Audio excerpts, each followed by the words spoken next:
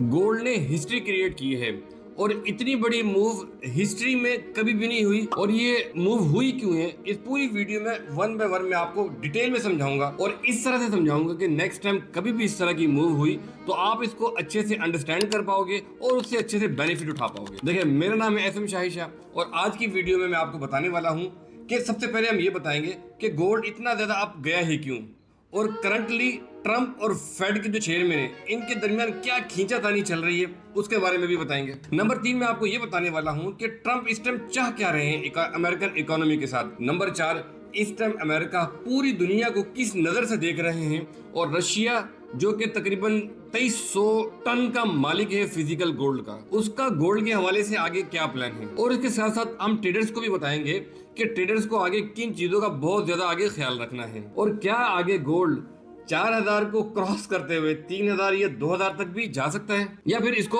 ऊपर की तरफ ही जाना है। इस वीडियो को एंड तक लाजमी देखें। देखिए, हमारी वीडियो में आपको चार्ट्स के ऊपर मैं ज्यादा एक्सप्लेन नहीं करता हूँ, मैं चार्ट्स के ऊपर ज्यादा डिस्कशन भी नहीं करता हूँ, मैं आपको प्रॉपर ट्रेडिंग का सिस्टम समझाता हूँ कि मार्केट आखिर मूव होती क्यों है और हम इस मूवमेंट से किस तरह से बेनिफिट उठा सकते हैं।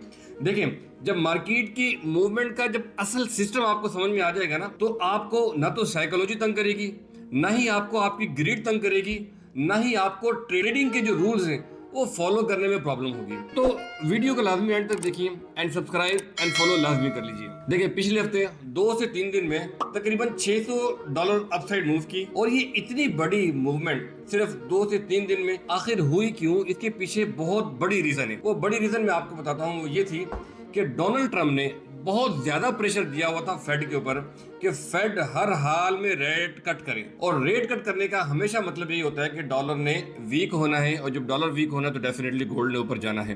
तो ये एक्सपेक्टेशन ना बहुत ज्यादा की जा रही थी, हर बंदा ये समझ रहा था कि ये होना ही होना है, क्योंकि ट्रंप ने बहुत ज्यादा प्रेशर डाला हुआ था फेड के चेयरमैन के ऊपर कि भाई ये लाजमी कट करो ही करो। और उसकी क्या वजूहत थी वो डेफिनेटली मैं आपको आगे भी बताने वाला हूँ कि इतनी ज्यादा रेट कट की एक्सपेक्टेशन हो क्यों रही थी, और इसी एक्सपेक्टेशन की वजह से गोल्ड ऑलरेडी काफी ज्यादा ऊपर चला गया था। बट हुआ क्या कि जैसे ही एफओएमसी आई और एफओएमसी ने फेड के चेयरमैन ने रेट कट का सिग्नल दिया ही नहीं, और सिंपली उसने ये कह दिया कि डिपेंडिंग ऑन द डेटा।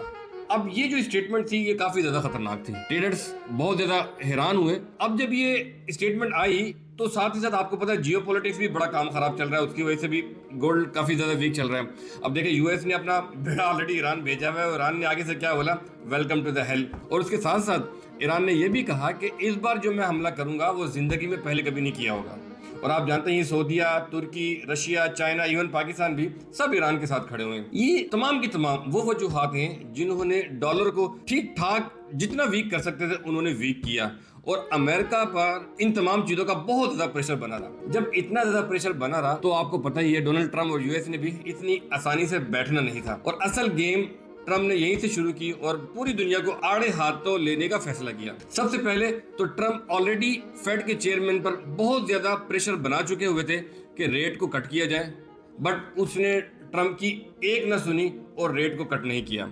जबकि ट्रंप के जो आर्गुमेंट चल रहे थे फेड के साथ कि ट्रंप ये कहता है कि अमेरिका में इस टाइम इन्फ्लेशन का कोई इशू है ही नहीं और कोई प्रॉब्लम भी नहीं है, और अमेरिका में इस टाइम बिलियंस ऑफ डॉलर्स आ रहे हैं क्योंकि अमेरिका ने टैरिफ लगाए हैं बहुत सारी जगहों पर।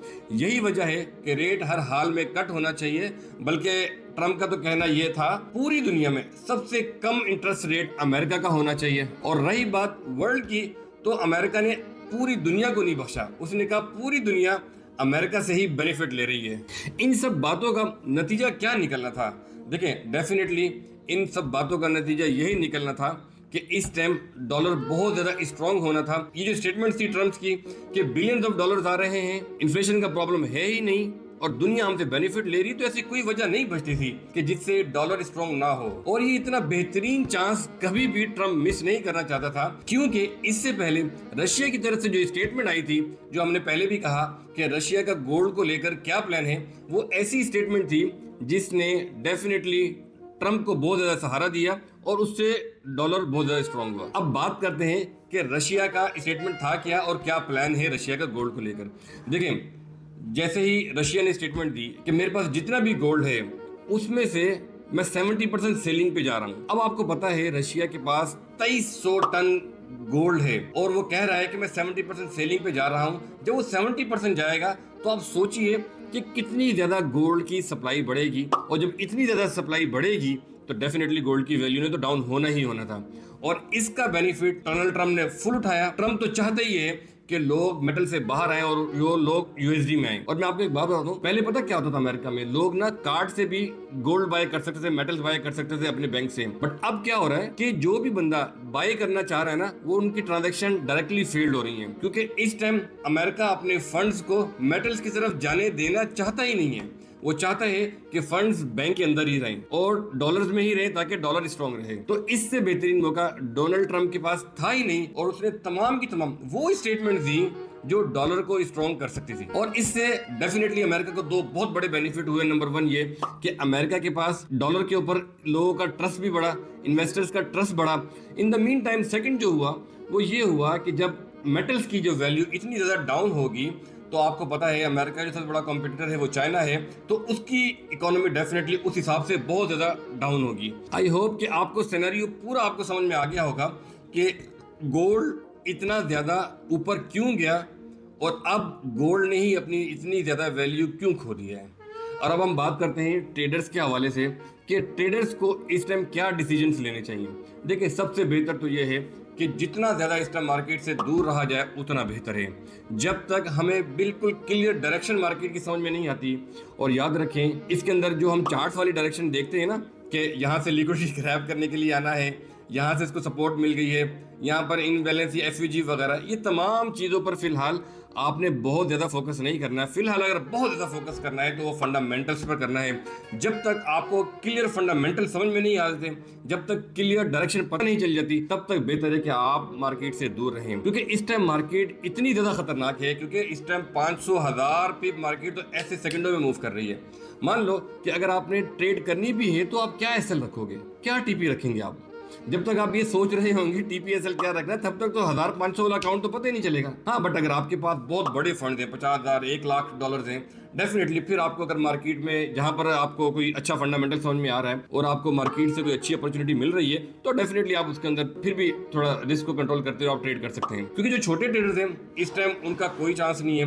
मान लो अगर उसने 1000 पिप का भी एसएल रखा उसने, तो कोई पता नहीं है 1 मिनट के अंदर 1000 पिप का एसएल लगेगा और मार्केट उसके अकाउंट को क्लियर कर देगी। इस टाइम ये जो कंडीशन चल रही है ये 500,000 वाले ट्रेडर्स के लिए बिल्कुल है ही नहीं। अब हम बात करते हैं कि क्या गोल्ड 4,000 को क्रॉस करके 3,000 या 2,000 तक आएगा। तो देखें, ये एक बहुत बड़ा क्वेश्चन है इस टाइम, क्योंकि अब तक हमारे पास कोई क्लियर डेटा सामने नहीं आ रहा है, कोई क्लियर फंडामेंटल हमारे पास नहीं है। बट हमें इतना जरूर आइडिया हो रहा है कि गोल्ड बहुत ज्यादा डाउन आ रहा है। बहुत सारे लोग शायद ये समझ रहे हैं कि डॉलर बहुत ज्यादा स्ट्रॉन्ग हो रहा है। देखिए, डेफिनेटली डॉलर स्ट्रॉन्ग तो जरूर हो रहा है, इसमें कोई शक वाली बात नहीं है, थोड़ा बहुत डॉलर भी स्ट्रॉन्ग हुआ है। बट असल मूवमेंट जो है वो डॉलर के स्ट्रॉन्ग होने की नहीं है, असल मूवमेंट है गोल्ड के वीक होने की है। क्योंकि अगर आप चार्ट्स चेक करें ना, तो जिस भी पेयर के साथ गोल्ड होगा आप देखें उसमें बहुत ज्यादा डाउन होता आपको नजर आएगा। और तकरीबन जितने भी पेयर्स हैं जो गोल्ड के साथ हैं उनकी कैंडल्स भी सेम प्रिंट हो रही है। बट अगर आप यूएस डॉलर को देखें कि जिस पेयर के साथ यूएस डॉलर है वो कोई बहुत ज्यादा हाई मूव नहीं दिखा रहा, जिससे हमें ये थोड़ी सी क्लियरेंस होती है कि ऐसा हरगिज नहीं है कि डॉलर के बहुत ज्यादा स्ट्रॉन्ग होने की वजह से गोल्ड डाउन हुआ है। ये आप कोई भी चार्ट खोल के देख लें, चार्ट इसमें आपको जरूर हेल्प करेंगे। और गोल्ड को इतना ज्यादा डाउन करने में यकीनन डोनाल्ड ट्रंप ने या अमेरिका का कहीं ना कहीं किरदार बहुत ज्यादा है, जो उसने स्टेटमेंट्स दी हैं, जिससे इसकी स्टेटमेंट से इंस्टीट्यूशन का गोल्ड पर ट्रस्ट कम हुआ और उन्होंने अपनी सेलिंग की और वहां से पैसा बाहर निकाला। अब मैं ऐसा क्यों कह रहा हूं कि इंस्टीट्यूशन का गोल्ड से ट्रस्ट क्यों कम हुआ, क्योंकि देखें इसके पीछे बहुत बड़ा एक सवाल है, और वो सवाल ये है, और थोड़ा गौर से सुनिएगा और मुझे कमेंट में इसका जवाब आपने जरूर देना है। देखिए, जब गोल्ड इतना ज्यादा डाउन हुआ, इसका मतलब ये हुआ कि डेफिनेटली गोल्ड से पैसा बाहर निकला है। और अगर इन द सेम टाइम अगर हम क्रिप्टो में देखें तो बीटी से भी पैसा निकला है, क्योंकि बीटीसी भी बिल्कुल डाउन है। और अगर हम अमेरिका के स्टॉक मार्केट देखें तो वो भी कोई बहुत ज्यादा बूम नहीं हुई है। तो पैसा गया किधर? हम भी इस पैसे को तलाश कर रहे हैं, आप भी हमारे साथ मिलकर इस पैसे को तलाश करें और कमेंट सेक्शन में जरूर बताइएगा। मिलते हैं नेक्स्ट वीडियो में, फॉलो एंड सब्सक्राइब जरूर कीजिएगा। Good bye.